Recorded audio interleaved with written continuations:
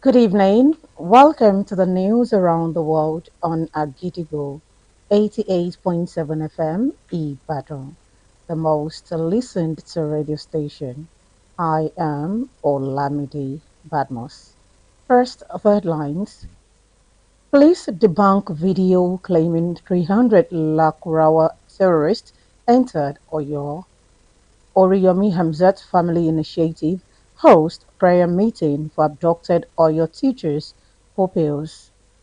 Thousands gather for anti-racism rally in Belfast after disorder. South African president seeks to stop impeachment probe over Farmgate scandal. Ghana government condemns Canada's unfair Thomas Partey visa ruling, seeks review. Now the details. Oyo state government has reiterated the need for stronger synergy and collaboration among security agencies in the state to effectively tackle insecurity. The state deputy governor, Barrister Abdulrahim Bayolawal, made the call during a security meeting with stakeholders and residents of the Irepo, Orelokpe, Olorunshogo Federal Constituency of Oyo State, emphasizing the need for all security stakeholders in the area to work in unity and strengthen collaboration among themselves to effectively address security challenges.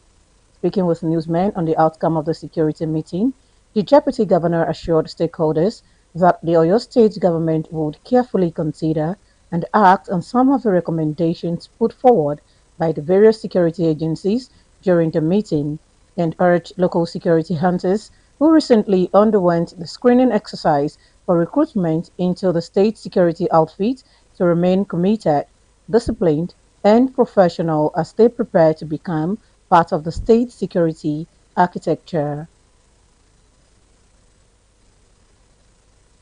The Oriyomi Hamzat Family Initiative held a special edition of its monthly coordinators meeting today at Agidigbo FM Broadcasting House, Ibadan, in solidarity with teachers and pupils recently abducted from Eshiele community in Orire local government area of Oyo State. The meeting, hosted by Alhaji Oriyomi Hamzat, shifted focus from routine matters to address the incident. Alhaji Hamzat urged Oyo State residents to view the tragedy as a collective concern, calling for unity and decisive action. We cannot hold our hands doing nothing. Nígbà tí à ń gbìyànjú káwa náà kópa rere sí orílẹ̀-èdè wa bẹ̀rẹ̀ láti ìpínlẹ̀ wa, our real self was unable to portray to the society. We are full of expectations. We are full of hopes that these people should be back to our society. A dẹ̀ gbàdúrà sí Ọlọ́run pé Ọlọ́run ó gbọ́ àwọn ẹni ibi tó jí wọn gbé. During the gathering, attendees offered fervent prayers for the safe release of the victims and for the security of Oyo State residents and Nigerians at large. The initiative also announced that a 3-day fasting and prayer program will commence soon to seek divine intervention for the kidnapped victims. The meeting ended with a resolution to sustain both spiritual and community support until the abducted teachers and pupils are freed. The Oyo State Police Command has debunked a viral video alleging the movement of about 300 Lakurawa terrorists into the state, describing the video as false, misleading, and deliberately designed to cause fear and panic among residents.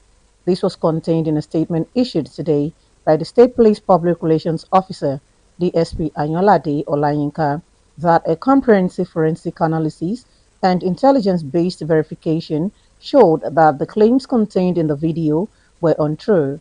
According to the police, forensic review of the video revealed that the voice overlay allegedly attributed to one Alhaji Muftau from Kotangora matched earlier false information previously investigated and debunked by the command, further noting that investigation established that the video was neither recorded in Nigeria nor a recent occurrence. The command also said a joint verification with neighboring police formations confirmed that the information was entirely unfounded, and the report comes weeks after terrorists attacked 3 schools in the state, sparking concerns of terrorist expansion from the north to the southwestern states. therefore warned individuals and groups against spreading misinformation capable of undermining public peace and security. Flooding has in the past destroyed properties, disrupted businesses, and made roads impassable in several communities. As the rainy season progresses, many residents are calling for greater awareness and collective action to reduce the risk of flooding. In this report, Agidigbo FM news correspondent Mercy Alade examines how flooding affects businesses, destroys properties, and impacts the daily lives of residents. The rainy seasons offer much-needed relief from Nigerians' scorching heat. For many Nigerians, the rain brings peaceful rhythm of flowing water, cooler nights, and fresh air. But for countless residents across Ibadan and beyond, the sound of rain triggers anxiety and the fear of uncontrollable water. While some people enjoy the weather, others scramble for buckets and basins, not to collect rain, but to scoop rain away from the overflooded homes. In low-lying communities, a single heavy downpour can mean damaged goods, lost income, and sleepless nights. This makes waste management everyone's business, not just the job of street sweepers or environmental agency. A young business owner in Ibadan who spoke to Agidigbo FM while tending to her business emphasized this point. They should just help us to tell the people that they should not dump wastage or their refuse inside the gutter when rain is falling. So they should help us to beg everybody. The wastage is disturbing us here. Speaking with Agidigbo FM correspondent Mrs. Oladokun, a food seller, told Agidigbo FM how she prepares for the raining season so it won't affect her business. When rain starts and it looks like the flood would disturb our buying and selling, we put different things in the way to change the direction of the flood, but most times the flood comes directly from the road. Mr. Olusegun along Ring Road shared similar frustrations about how it affects people in their area. For those people who don't nail their roofs properly, my advice for them is to get a carpenter to do it properly, because a lot of houses had their roofs blown off in my area. As the rainy season continues, residents are urging everyone to play their part by keeping drainage channels free of waste and maintaining a clean environment to minimize the risk of flooding. Keeping drainage channels free of waste and maintaining a clean environment is the cheapest insurance against the next flood. Mercy Alade, Agidigbo FM News. Now it is time to link up with our United Kingdom studio for the foreign news. News from William's studio, Agidigbo FM. United Kingdom, I am Ishola Damilola.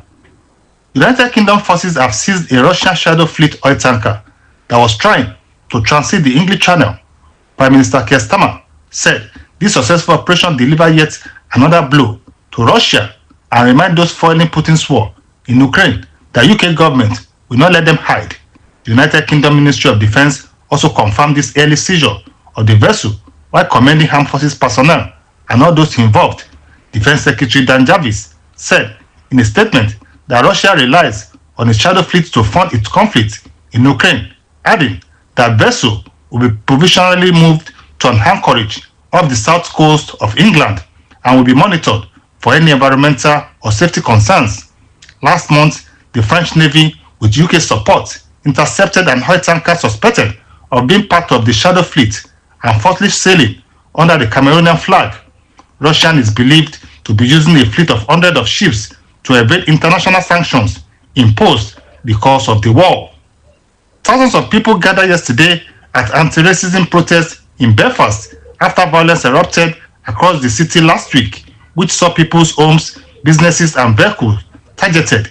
The disorder was sparked after footage of a knife attack in North Belfast on Monday night, which left the victim with serious injuries. The Together Against AIDS rally started about 1 p.m. yesterday.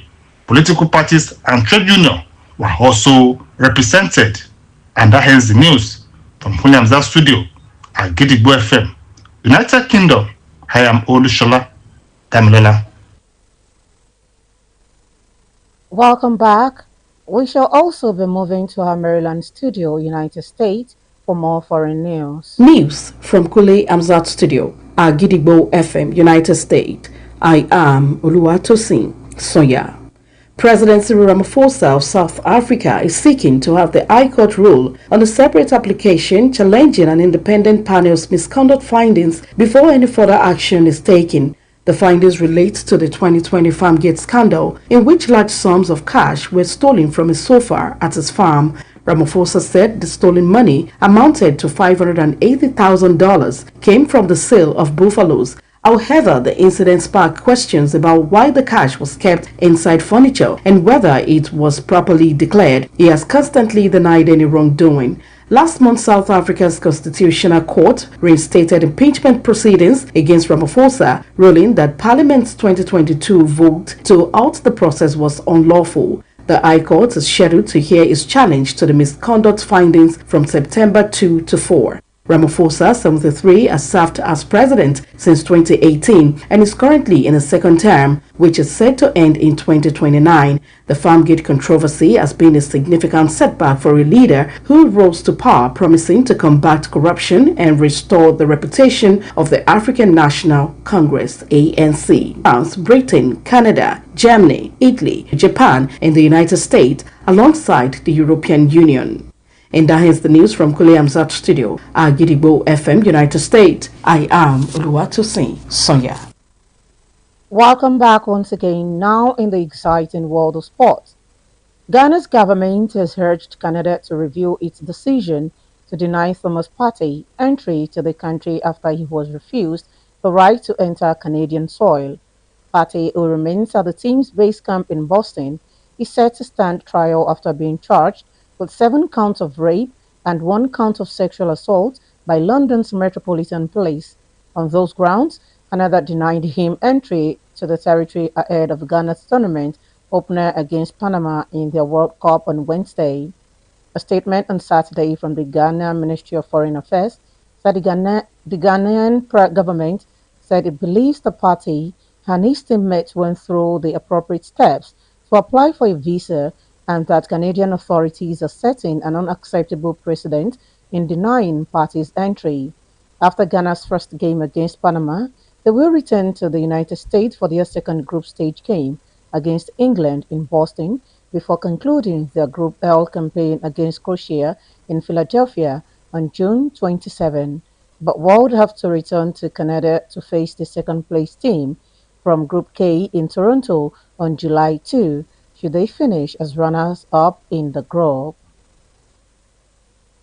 To wrap up the news this evening, here is a recap of the headlines. Police debunk a video claiming 300 Lakurawa terrorists entered Oyo. Oriyomi Hamzat's family initiative hosts prayer meeting for abducted Oyo teachers, pupils. Thousands gather for anti-racism rally in Belfast after disorder. South African president seeks to stop impeachment probe over Farmgate scandal. Ghana government condemns Canada's unfair Thomas Partey visa ruling, seeks review. Don't forget that you can listen to us live on our website www.agidigbo88.7fm.com. You can also download our mobile app on Google Play Store and iOS. Simply search for Agidigbo 88.7 FM. Follow us on Facebook at Agidigbo 88.7 FM, on Twitter and Instagram at Agidigbo 887 FM, and subscribe to our YouTube channel. If you have news stories and tips for us, contact our newsroom on 070-8714-4865 or send us a mail on newsroom@agidigbo887fm.com. And before we go this evening, here is a quick tip. You may not control all the events that happen to you, but you can decide not to be reduced by them. Finally, we have come to the end of the news around the world on Agidigbo 88.7 FM Ibadan, the most listened to radio station. I am Olamide Badmus. Thank you for listening. Good evening. News is information, and information is power. At Agidigbo 88.7 FM, we bring the news from top to bottom. The Oyo State Independent Electoral Commission (OISEC) has called for continuous collaboration. We bring you reports from Oyo State. The Oyo State House of Assembly has called for thorough investigation. Southwest Nigeria and the rest of the world. Has clarified that the body did not receive any cash support from international development. Trust us to keep you informed every hour, every day. Agidigbo 88.7 FM, the people's voice. Agidigbo 88.7 FM. They say votes no dey count, but every election they won't buy it. It means say your vote matter. Don't let anybody bobo you say your voice no important. If you never register, now na the time.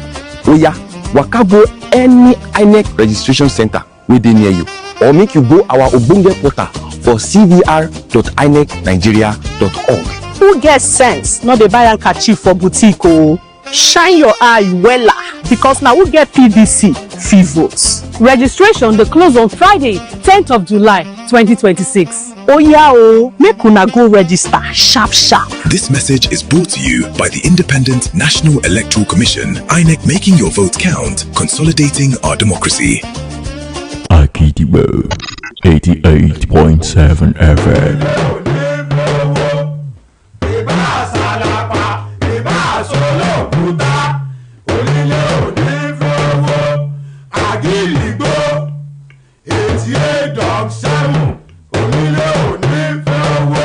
jẹ́jẹ́ là á gbọ́ sun òrìṣà oko ìyá kò gìrìgbà èèyàn tí ó gbà Ṣàngó tìgbó tìjù ni ó mọ̀ ìròyìn tó gbà lẹ́pọ̀kọ tí ò lẹ́jà ń bá kàn nínú iléeṣẹ́ rédíò Àgídìgbò lẹ́ ó ti gbọ́ kárí àgbáyé ni wọ́n ń gbọ́ wá tilé toko là á gbèjò.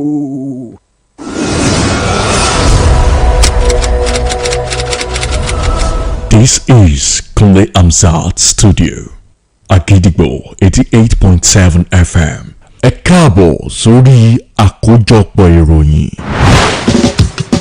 Níbo la ó ti gbọ́ Agidigbo? Níbo la ó ti gbọ́ Agidigbo? Ìròyìn lẹ́kùnrẹ́rẹ́ Agidigbo FM 88.7 la ó ti máa gbọ́. Ẹ káalẹ́ o, àsìkò ìsinmi òní ẹ̀mí wa yóò ṣe ọ̀pọ̀ rẹ̀ lókè pẹ̀. Àkójọpọ̀ ìròyìn wa rèé fún tàlẹ́ òní láti lè ṣe rédíò Àgídìgbò 88.7 FM Ìbàdàn. Ìkànnì àkọ́kọ́ táyé ń gbọ́ jù lórí àtẹ ìgbéléwọ̀n. Túndé Fálọlá ló níròyìn yín, ṣáájú ẹ̀gbọ́n kókó tó wà nínú àkójọpọ̀ ìròyìn náà.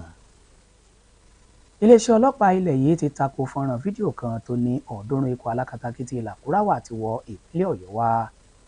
Àjọ Oríyọmí Hamzat Family Initiative tẹ́ pẹpẹ àdúrà fáwọn akẹ́kọ̀ọ́ àtolùkọ́ ìpínlẹ̀ Ọ̀yọ́ èyí tí wọ́n jí gbé. Ogunlọ́gọ̀ àwọn èèyàn kóra jọpọ̀ fún ìfẹ̀hónúhàn nílẹ̀ Gẹ̀ẹ́sì. Ìjọba ilẹ̀ Ghana bu ẹnu àtẹ́ lu ìlànà ìfúnni níwèé ìrìnnà sílẹ̀ Canada fún pátì. Ó gbà bẹ́ẹ̀ ni wọ́n pè fún àtúngbéyẹ̀wò lórí rẹ̀. Ìròyìn ọ̀hún rèé o lẹ́kùnrẹ́rẹ́. Ìjọba ìpínlẹ̀ Ọ̀yọ́ ti tẹnumọ́ ìdí pàtàkì fún ìbáṣepọ̀ láàrin àwọn òṣìṣẹ́ elétò ààbò nípínlẹ̀ yìí lójúnà àti kojú ètò ààbò tó dẹnu kọlẹ̀. Ìgbákejì gómìnà ìpínlẹ̀ Ọ̀yọ́ amòfin Báyọ̀ Lawal ló pe ìpè náà níbi ìpàdé àwọn èèkàn atolùgbé ẹkùn ìdìbò Ìrẹ́pọ̀, Oore ló pé àti Ọlọ́runṣògo nípínlẹ̀ Ọ̀yọ́ tó sì tẹnumọ́ bí ó ti ṣe pàtàkì tó fáwọn èèkàn lẹ́ka ààbò lẹ́kùn náà láti ṣiṣẹ́ pọ̀ fún ìfẹsẹ̀rinlẹ̀ ètò ààbò. Nígbà tó ń báwọn oníròyìn sọ̀rọ̀ lórí àbájáde ìpàdé náà, ìgbákejì gómìnà ìpínlẹ̀ Ọ̀yọ́ sọ̀rọ̀ ìdánilójú fáwọn èèkàn wípé ìjọba ìpínlẹ̀ Ọ̀yọ́ yóò ṣiṣẹ́ lórí àlàkalẹ̀ tó jẹyọ níbi ìpàdé náà, tó sì rọ àwọn ọdẹ ìlú èyí tí wọ́n ṣẹ̀ṣẹ̀ ṣe àyẹ̀wò ìgbanisẹ́ fún láti ní ẹ̀mí ìfarajìn, ìkóra ẹni níjàánu kí wọ́n sì gbáradì láti wà lára ikọ̀ ẹ̀ṣọ́ aláàbò ìpínlẹ̀ yìí. Àjọ Oríyọmí Hamzat Family Initiative ló ṣe ìpàdé àwọn adarí rẹ̀ èyí tó máa ń wáyé lóṣooṣù nílé ìgbóhùnsáfẹ́fẹ́ Àgídìgbò pẹ̀lú bí wọ́n ti ṣe àtìlẹ́yìn fáwọn akẹ́kọ̀ọ́ àtolùkọ́ tí wọ́n jí gbé níjọba ìbílẹ̀ Oríire nípínlẹ̀ Ọ̀yọ́. Ìpàdé náà ni Alhaji Oríyọmí Hamzat gbàlejò rẹ̀ léyìí tí wọ́n kọ̀ láti ṣe ìpàdé ọ̀hún bó ti máa ń wáyé tẹ́lẹ̀ rí tí wọ́n sì dorí rẹ̀ kọ kíkojú ìṣẹ̀lẹ̀ náà. Alhaji Oríyọmí Hamzat wá rọ àwọn èèyàn ìpínlẹ̀ Ọ̀yọ́ láti wà ní ìṣọ̀kan nírú àkókò yìí. wọ́n fẹ́ bẹ́ẹ̀ dé bẹ́ẹ̀ làwọn ọmọ ẹ náà lọ iléèwé lọ́jọ́ náà bí àwọn tíṣà tiwa tó wà bí náà ṣe múra tán lọ ẹnu iṣẹ́ wọn káàmọ́ retí pé wọ́n fẹ́ dé bẹ́ẹ̀ náà làwọn tíṣà yẹn náà lọ iléèwé lọ́jọ́ náà wọ́n jẹ́ victim of circumstances victim of insecurity táwọn jẹ́ pé ibi tó ti wá Ọ̀yọ́ lọ́wọ́ adẹ̀gbàdúrà sọ lọ́run pé Ọlọ́run ó pọ̀ àwọn ẹni ibi tó jí wọn gbé. Níbi ìpàdé náà ni àwọn tó kópa ńbẹ̀ ti gbàdúrà fún ìtúsílẹ̀ àwọn èèyàn ọ̀hún àti fún ètò ààbò tó dúró re nípínlẹ̀ Ọ̀yọ́ àti orílẹ̀-èdè Nàìjíríà lápapọ̀. àṣẹ tí ó tọ́lá a pè ọ́ nínú ògùn orí àti agbára rẹ̀ èyí tó fi tẹ́rí gbogbo ogun bá fáwọn ẹni rẹ̀ tó ti kó wájú gbogbo ìran agbára kí agbára táwọn wọ̀nyí ní túrúkọ kan ò ní bá ọlọ́mọ àgbàgbà lọ́wọ́ wọn. orí pọ̀ fọwọ́ agbára rẹ̀ ó fi gbà wọ́n orí pọ̀ yọ wọ́n kò ní ìgbèkùn orí pọ̀ fẹ́ sí ọ̀tá jẹ́ lórí wọn ayọ̀ ológun Ọlọ́run agbára orúkọ Jésù lọ́run gbọ́ ọpẹ́ wa. ẹ lọ sí ọwọ́ yín á gbé yín dìde pẹ̀lú agbára Ọlọ́run ọba tó fi lò yín jọ́kì ní àná fún àwọn ọ̀tá Nábì sallallahu alaihi wasallam tó ní ẹyọ ojú wọn jẹ agbára àgbà ní impedisi ẹ lọ ṣe bẹ́ẹ̀ lọ́dọ̀ wọn lọ́wọ́. Bákan náà ìní àjọ ọ̀hún kéde àdúrà àti àwẹ̀ ọlọ́jọ́ mẹ́ta tí yóò bẹ̀rẹ̀ láìpẹ́ láti wá ojú Ọlọ́run ní dídòòlà àwọn tí wọ́n jí gbé náà. Iléeṣẹ́ ọlọ́pàá ìpínlẹ̀ Ọ̀yọ́ ti tako fọ́nrán fídíò kan tó ń jà rìnrìn pé bí ọ̀ọ́dúnrún ikọ̀ alákatakítí làkúráwà ti ya wọ ìpínlẹ̀ Ọ̀yọ́ pẹ̀lú bó ṣe ṣe àpèjúwe ìròyìn náà gẹ́gẹ́ bí irọ́ lásán tí àwọn kan ń lò láti dá ìbẹ̀rùbojo sọ́kàn aráàlú. Èyí ló jẹ́ nínú àtẹ̀jáde kan látọwọ́ alukó iléeṣẹ́ ọlọ́pàá ìpínlẹ̀ Ọ̀yọ́ PSP Ayinlade Ọláyínká pé àyẹ̀wò tí ikọ̀ iléeṣẹ́ ọlọ́pàá ṣe ló ṣàfihàn pé kò sí òtítọ́ kankan nínú fídíò náà. Gẹ́gẹ́ bí wọ́n ti sọ, wọ́n ṣàlàyé pé ohun tó wà lábẹ́ fọ́nrán náà èyí tí wọ́n ló jọ ti Alhaji Muftau láti ìlú Kòtàngórà tí iṣẹ́ ìwádìí sì fi hàn pé irọ́ lásán ni òun níbi wọ́n ti fọ́nrán ọ̀hún síta lẹ́yìn ọ̀sẹ̀ díẹ̀ tí ìṣẹ̀lẹ̀ ìjínigbé wáyé nípínlẹ̀ Ọ̀yọ́ léyìí tí ominú sì ń kọ aráàlú pẹ̀lú báwọn agbésùmọ̀mí ti ṣe ń tàn wọ ẹkùn ìwọ̀ oòrùn gúúsù orílẹ̀-èdè yìí. Ọgbà bẹ́ẹ̀ ni wọ́n kìlọ̀ fáwọn èèyàn láti dẹ́kun àti máa tan ìròyìn òfegè kalẹ̀ ní èyí tó lè da omi àlàáfíà ìlú rú. Ìṣòro ìkún omi ló máa ń ba dúkìá jẹ́, a máa dènà ìlọsíwájú iṣẹ́ àti okòòwò, a sì tún máa mú kí ọ̀nà ọmọdún rìn fáráàlú láwọn agbègbè kan.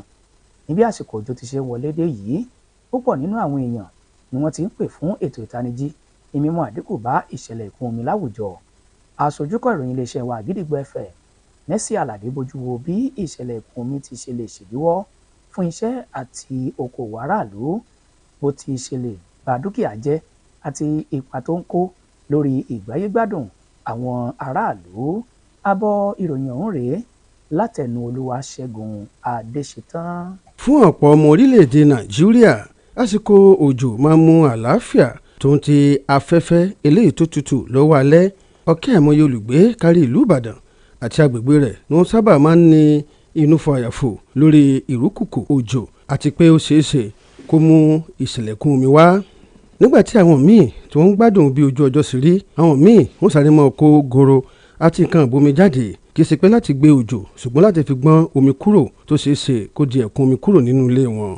Láwọn agbègbè míì ojú ẹyọ kan ó lè ṣe àkóbá fún ọ̀pọ̀lọpọ̀ ọjà àti pé ó ṣeéṣe kí àwọn èèyàn má rí oorun sùn lọ́wọ́ alẹ́ látàrí ẹ̀kún omi. Eléyìí jẹ́ kí ṣíṣe ìpalẹ̀ ìgbìmọ̀ kó di okòwò fún gbogbo àwọn èèyàn yàtọ̀ sí àwọn tó ń gbá ilẹ̀ lójú pópó àtàwọn àjọ elétò àyíká. Olókoòwò kan tó jẹ́ ọ̀dọ́ nílùú Ìbàdàn tó bá Àgídìgbò FM sọ̀rọ̀ lásìkò tó ń túnú ilé ìtajà rẹ̀ ṣe ló ṣàlàyé àwọn ọ̀rọ̀ yìí. Kọ́kọ́ abẹ àwọn èèyàn kọ́ mọ́ máa da ìdọ̀tí sí ojú gọ́tà ọjọ́ ìgbàlá tójò bá ti rọ̀ because ó máa ń disturb wa, ó máa ń block so many things. Ta máa ní láti pe àwọn èèyàn kọ́ wá bá wa yọ ọ̀pọ̀ báyìí. Nígbà tó ń bá Àgídìgbò FM sọ̀rọ̀, arábìnrin Ọládòkun tó tó jẹ́ òǹtajà oúnjẹ tútù ló ṣàlàyé fún Àgídìgbò FM bó ṣe ń múra sílẹ̀ fásìkò òjò kó má bàa ṣe àkóbá fún okòwò rẹ̀. tójò yẹn bá ti wá ń ja bọ̀ tàbí kó fẹ́ disturb wa láti jẹ́ pé à ń tajà àwa náà mọ̀ ń bọ́ sínú ẹ̀ á darí ẹ̀ á kó àwọn tó bá lè dí ojú ọ̀nà àti bá omi lọ á kódà síta bọ̀ títí lọ́pọ̀lọpọ̀ ìgbà tí ìsinmi ọ̀hún wà. ọ̀gbẹ́ni Olúṣẹ́gun lójú ọ̀nà Ring Road nílùú Ìbàdàn òun náà ṣàlàyé àwọn ìṣòro tó sábà máa ń wá lásìkò òjò pàápàá jùlọ ní agbègbè tó wà. àwọn tó bá kọ́lé tí wọ́n rí pé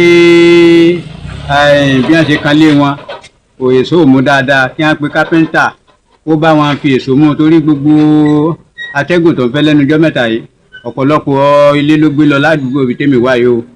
bí òjò ṣe ń bọ́lẹ̀ yìí tó sì ń tẹ̀síwájú àwọn olùgbé ni wọ́n ti rọ gbogbo wọn wípé kí wọ́n kó ipa tiwọn náà nípa mímọ̀ ṣe ìtọ́jú àyíká àti kíkó ojúsàn omi láti lè jẹ́ kí omi sàn lọ gerege eléyìí tó lè dènà ìṣẹ̀lẹ̀kùn omi. mímọ̀ kó ojúsàn omi dáadáa láti fàyè gba omi kó sàn lọ àti láti jẹ́ kí agbègbè wa kó dùn wò ló jẹ́ ọ̀nà eléyìí tí a lè fi dènà ẹ̀kún omi. Olúwaṣẹ́gun Adéṣetán ló ń jábọ̀ ròyìn fún iléeṣẹ́ rédíò Àgídìgbò. Lábala eré ìdárayá ìjọba ilẹ̀ Ghana ti rọ ìjọba ilẹ̀ Canada láti ṣe àtúngbéyẹ̀wò ìpinnu rẹ̀ lórí bí wọ́n ti ṣe tako wíwọlé Thomas Partey sílẹ̀ náà. Thomas Partey tó sì wà síbẹ̀ ní pápá ìgbáradì ikọ̀ tilẹ̀ Ghana ní Boston ló wà lẹ́nu ẹ̀sùn onígbá méje àti ẹ̀sùn ìfipábánilò èyí tí iléeṣẹ́ ọlọ́pàá ìgboro ìlú London fi kàn án. Lórí ẹ̀sùn náà ní ìjọba ilẹ̀ Canada ti fi òfin dè é láti má ṣe wọ ilẹ̀ náà tí kò sì ní kópa níbi ìfẹsẹ̀wọnsẹ̀ àkọ́kọ́ tí ilẹ̀ Ghana yóò gbá pẹ̀lú ikọ̀ tilẹ̀ Panama ní ìdíje ife ẹ̀yẹ àgbáyé lọ́jọ́rú ọ̀sẹ̀ yìí. Àtẹ̀jáde kan láti ọwọ́ iléeṣẹ́ tó ń sọ̀rọ̀ ilẹ̀ òkèèrè nílẹ̀ Ghana jẹ́ kó di mímọ̀ pé ìlànà kan náà ni Thomas Partey àti àwọn akẹgbẹ́ rẹ̀ tọ̀ láti gba ìwé ìrìnnà sílẹ̀ Canada ṣùgbọ́n tí ilẹ̀ ọ̀hún tako wíwọlé rẹ̀.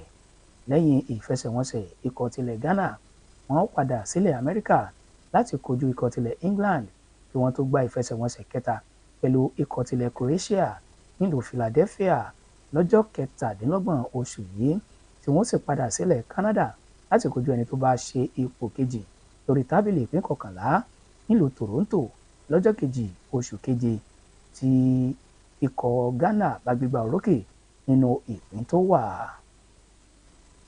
Kí n tó parí àkójọpọ̀ ìròyìn ìtàlẹ́ òní kókónú rẹ̀ rí lẹ́ẹ̀kan sí i. Iléeṣẹ́ ọlọ́pàá ilẹ̀ yìí tako fọ́nrán fídíò kan tó ní 300 ikọ̀ alákatakítí làkúráwà ni a ti wọ ìpínlẹ̀ Ọ̀yọ́ wá. Àjọ Oríyọmí Hamzat Family Initiative tẹ́ pẹpẹ àdúrà fáwọn akẹ́kọ̀ọ́ àtolùkọ́ ìpínlẹ̀ Ọ̀yọ́ tí wọ́n jí gbé. Ogunlọ́gọ̀ àwọn èèyàn kórajọpọ̀ fún ìfẹ̀hónúhàn nílẹ̀ Gẹ̀ẹ́sì. Ìjọba ilẹ̀ Ghana bu ẹnu àtẹ́ lu ìlànà ìfúnni níwèé ìrìnnà sílẹ̀ Canada èyí tó wáyé lórí Thomas Partey ọgbà bẹ́ẹ̀ ló pè fún àtúngbéyẹ̀wò lórí ìgbésẹ̀ náà. Láti fi ohunkóhun tó wà létí lórí ìròyìn àti ìṣẹ̀lẹ̀ gbogbo ẹ lè pe yàrá ìròyìn wa lórí 07087144865 tàbí ẹ fi àtẹ̀jíṣẹ́ yín ṣọwọ́ sórí @agidigbo887fm.com. ẹ lè kàn sí wa lórí ìtàkùn ayélujára wa www.agidigbo887fm.com láti gbọ́ wa ketekete tàbí lórí app wa ẹ lọ sórí Google Play Store kí ẹ download Agidigbo 88.7fm app ẹ wá wa lọ sórí ìtàkùn abánidọ́rẹ̀ẹ́ Facebook Agidigbo 88.7fm àti abánidọ́rẹ̀ẹ́ Instagram @Agidigbo 887fm. Bákan náà ẹ̀wẹ̀ ẹ lè darapọ̀ mọ́ wa lójú òpó YouTube wa Agidigbo 887fm.